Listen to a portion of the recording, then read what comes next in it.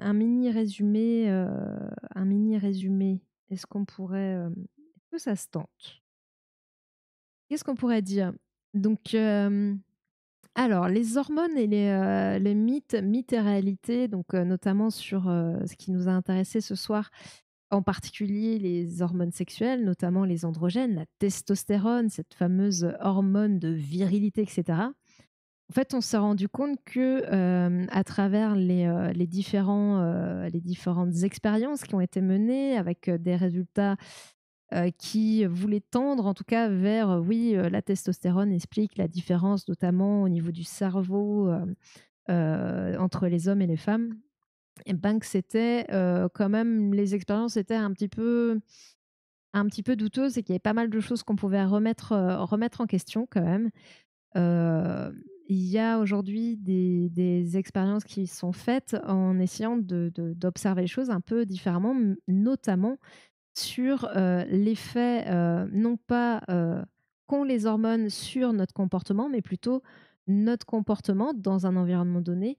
Qu'est-ce que l'effet que ça va avoir sur, les hormones et en particulier donc la testostérone, et ça apporte quand même un autre regard. On part de l'hormone impacte le comportement à, au final, le comportement impacte l'hormone, en tout cas le taux d'hormones, dans le sang, et ça change quand même le comment le, mmh, le regard et la réflexion sur le sujet. Comme disait, je l'ai noté vite fait, alors j'espère que je vais reprendre sa phrase à peu près correctement.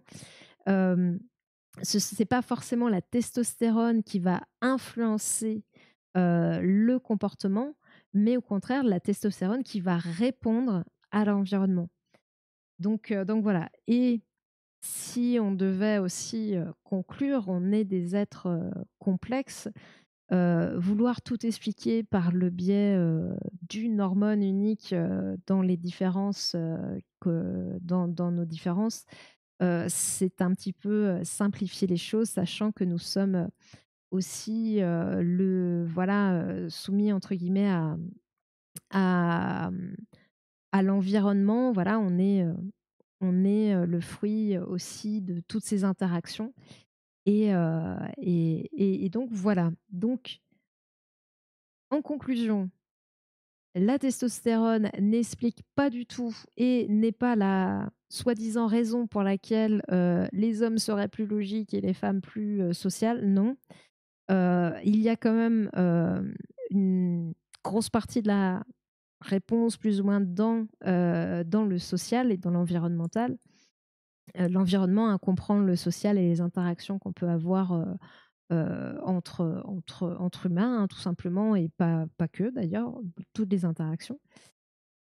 Hem, est-ce que j'oublie quelque chose? Certainement, certainement, certainement, et donc voilà, la vérité est peut-être un peu, entre guillemets, je vais pas dire au milieu. Je pense que la vérité a l'air d'être quand même beaucoup sociale, mais les hormones ne sont pas non plus, complètement en reste, mais n'expliquent en rien les clichés et les stéréotypes qu'on a aujourd'hui, qui en fait ne sont fondés sur rien et qu'a priori, au final, il y a d'infimes différences entre les hommes et les femmes, et la testostérone n'explique en rien.